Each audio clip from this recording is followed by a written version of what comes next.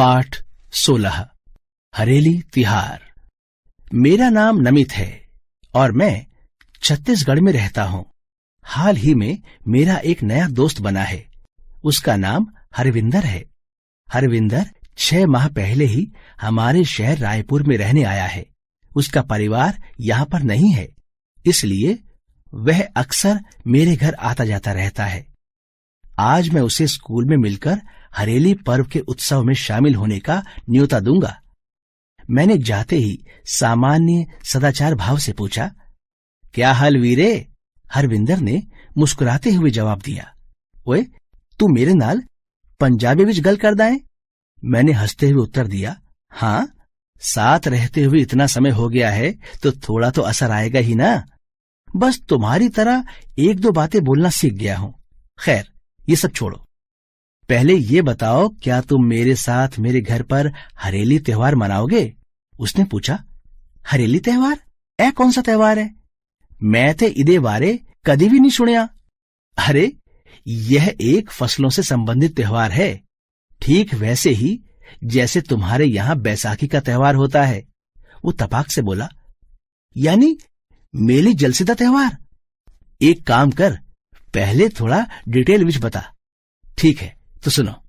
हरेली त्योहार सावन मास में अमावस्या के दिन मनाया जाता है। जब बरसात के बाद चहुं ओर हरियाली छा जाती है तो आम जनमानस को अच्छी खेती की आस और महत्वाकांक्षा होने लगती है। इसी खुशी में यह त्योहार मनाया जाता है। इस दिन की शुरुआत होती है औजारों की धुलाई के साथ। खेती करने में प्रयोग होने वाले सभी औजारों को सबसे पहले अच्छी तरह से धोया जाता है और उसके बाद उन्हें सफेद रंग और लाल गेरू से सजाया जाता है।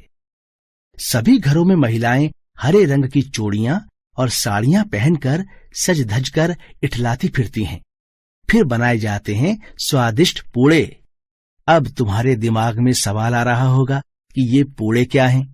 तो मैं खुद ही बता देता हूँ।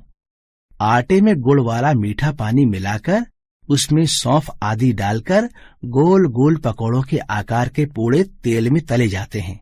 ये बनाने में जितने आसान होते हैं, खाने में उतने ही स्वादिष्ट होते हैं। साथ ही कुछ भजिया भी बनाई जाती है। पूड़ों का भोग तैयार करने के बाद सभी खेती के औजारों की पूजा होती है, क्योंकि यही वे साधन हैं जिनके बिना कुछ भी उपजाना संभव नहीं। फिर हम हमारे पशुओं को बरगंडा के पत्ते खिलाते हैं और घर के बाहर नीम की पत्तियां लगाते हैं ताकि पशुओं से और घर से बीमारियां दूर रहें। इसके बाद हमें भी भजिया और पूड़े खाने को मिल जाते हैं। फिर बारी आती है गेड़ी दौड़ और नृत्य की। हाँ, लेकिन एक बात बता दूं, यहाँ गेड़ी का वह अर्थ नहीं है जो पंजाबी में होता है।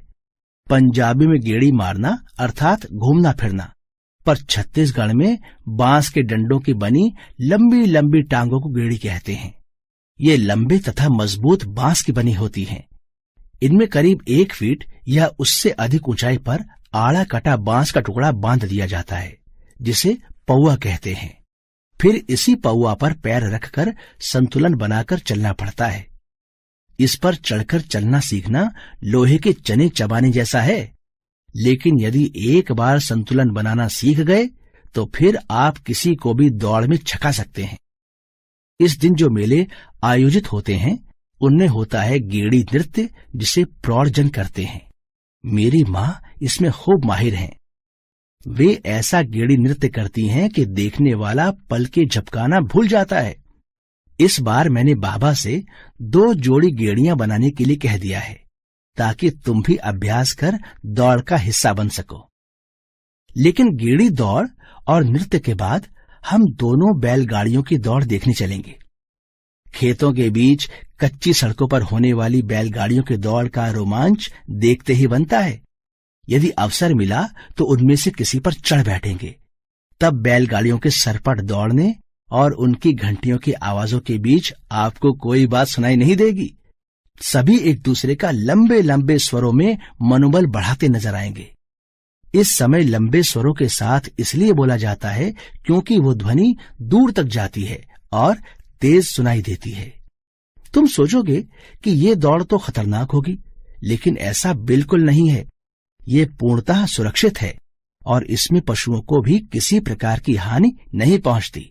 उत्सव में आयोजित होने वाली सभी प्रतियोगिताओं को केवल खेल और मनोरंजन की भावना से ही जीता जाता है। इनमें अहम भावना का कोई स्थान नहीं होता। फिर जब शाम तक थक जाएंगे तो अपनी नाचने गाने और झूला झूलने वाली मंडली से जा मिलेंगे। हमारी हमजोली सखियां वहां हरेली के गीत गाते हुए झूला झूल रही होंगी। हम भी वहां जाकर नृत्य करेंगे, गाएंगे और उनके झूले को ऊंचे ऊंचे झोंटे देंगे।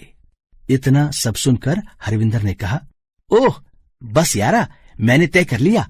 मैं कल ही आ रहा हूं हरेली त्योहार की गेड़ी दौड़ के लिए। अब शेष तो शामिल होकर ही जानेंगे इस उत्सव के विषय में। ठीक है, फिर समय पे पहुंच जाना, मैं चलता हूं।